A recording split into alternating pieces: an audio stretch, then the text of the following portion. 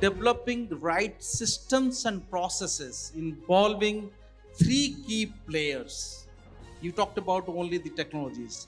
So I consider that the technology, the people, and the nature. These three are the key stakeholder to build the right infrastructure to drive sustainable development, in which all these three things can thrive together. So that's what has been the focus. In the JSW, what we are doing, we are building those infrastructure to produce materials that helps in building required infrastructure to build the economy. Little complicated. What we do essentially, we produce steel, cement, energy, and now driving to transportations, and that helps to build different infrastructure for the economy to thrive. The fundamental driver to build an integrated system of sustainable development is to ensure that you give the right benefit to all the stakeholders. We are from a business. Why a business exists in the society? To solve the societal problem. Now, the societal problem changes. If I give example, say when the plastic was invented, it was called as a wonder material to solve the problem. But now the same plastic is becoming a problem. When the steam engine was invented and electricity was invented, it was a great solution for the mankind. It was solving a problem. But that same is becoming a challenge now, causing the climate change. So energy is behind the climate change. But at the same time, we need energy. Can we use naturally? So we have to find the right financial benefits from different technology, providing a solutions to the society. We strongly believe that anything that is measurable can be improved, and whatever is measurable can be improved, can be institutionalized. The targets has to be tangible. Today, the statistics says that the global GHG emission today is 8.4 billion ton. And if we do not do anything to abate this, if you allow the same thing to continue, there is a historical growth of 1.3%. That means by 2050, the global GHG emission will reach to 14.5 billion ton. That means it will give a temperature rise of 6 degrees.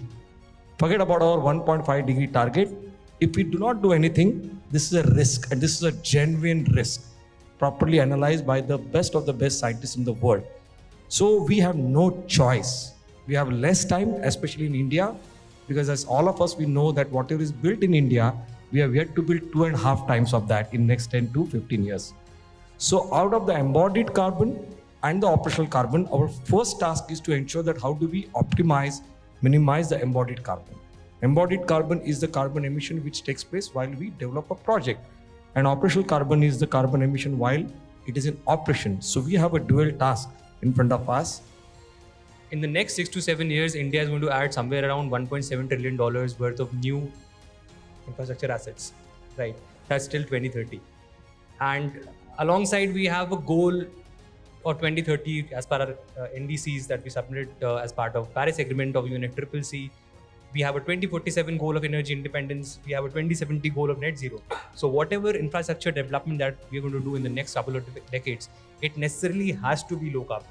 So we have taken a target of becoming carbon neutral by 2040 and water neutral by 2035. And we have gone to very, very granular level. In fact, we have very clear-cut understanding of what will happen up to 2026. And we have identified more than 200 initiatives which will help us to achieve those targets. Now 40% of Mumbai's energy goes for cooling, right? Now how many buildings have really deployed technology? And many of these technologies that you need to deploy to minimize or optimize energy gives you a payback of less than 1.5 years. So we have a policy paradox. On one end, we have a policy, but the deployment of policy on ground is really something which we are missing. The technologies are already available. The paybacks are also visible, right? I think public-private partnerships are very viable models, and it's models that can be replicated. I mean, if you look at the infrastructure story of India, the national highways that's built on public-private partnership. No, you build, own, operate, and transfer. And transfer. So, but we do not have energy efficiency and decarbonization on that model. So, business model transformation is also an important element to be looked into in public-private partnerships. Right.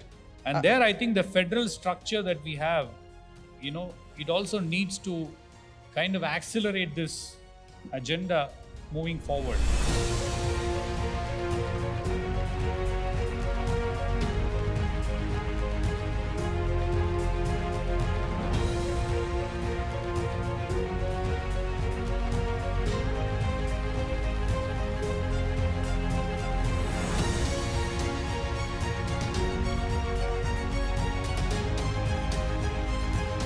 We're here to talk about how India is fulfilling its vision in becoming a global superpower as a food basket. And we're here to talk about the food industry and really how India's kind of embracing sustainability, the goals, the way forward, and really paving our way as a global leader. Carbon neutral or a sustainable approach is not an organization only. It's not a system, but it's an ecosystem approach. So this is how we started. Even a small step which we take, does it add to my carbon neutral? We cannot be by ourselves a carbon neutral. We need to look at it. We as a beverage company or a fruit juice company, we also need a lot of groundwater. How do we measure that we are using the right resources? We do not also harm the nature. Today in the world, if you see, India is a leader, one of the leaders in the digital transformation. And this is the point where all of us has to think about it. If as a country we are the leader in the digital transformation, can we bring that digital things which we are doing, whether in every aspect of business, every aspect of social, every aspect of environment, to measure, to predict, and to prescribe?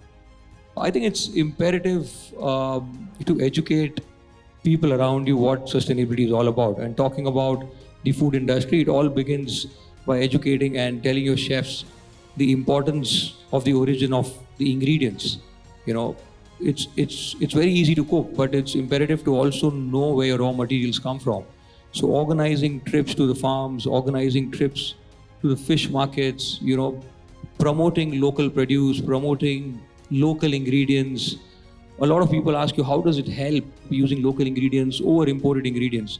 A simple example, using walnuts which come from Kashmir against walnuts which come from California, it really helps us in reducing the carbon footprints, because there's a lot of fuel which is burnt by the trucks which carry those walnuts from Kashmir to Bombay, rather than fuel which is emitted by the aircrafts and the trucks which comes all the way from California.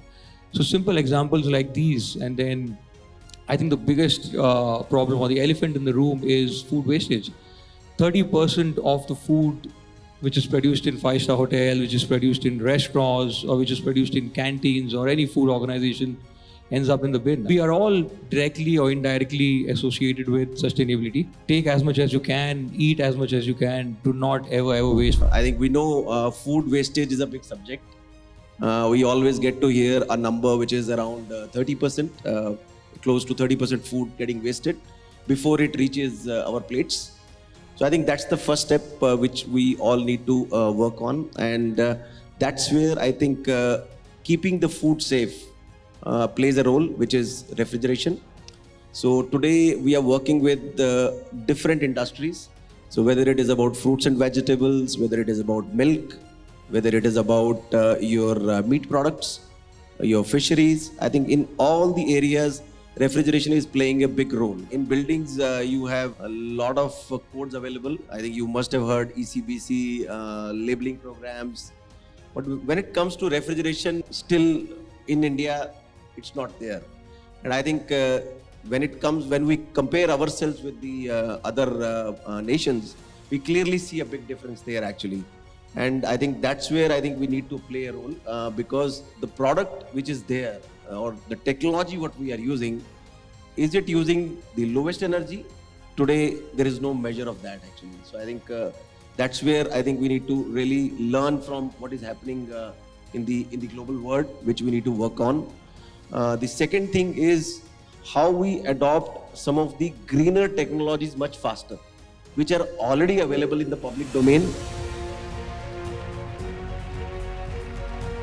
Just to quickly sum up some of the key messages which we heard through the day, sustainability is no longer going to be a choice. It is something which is mandatory and something which we need to do it right now and today. And all of us in this room have an equal responsibility to minimize the gap between promises and actions. Next, to bring about a greener tomorrow, we need to increase collaboration and co-creation. And we need to decouple energy and growth. And as some of our panelists have said, the demand for air conditioning alone is expected to grow 10x in the next few years. This actually throws light on the fact that we need to increase skilling and capacity building to face the green transition, which is right at our doors right now. We need to kind of raise awareness on the public funding programs as well as green finance, PLI schemes, etc. available to enable our MSMEs also to be a part of this transition and to hasten the journey. When it comes to food, it is important that we break the big nexus between food, water, and energy.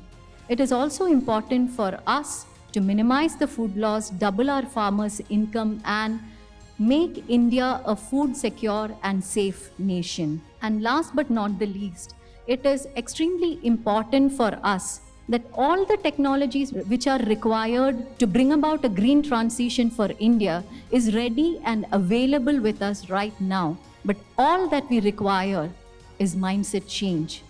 So, green transition of tomorrow is in our hands today. So together, let us engineer a better tomorrow. Thank you.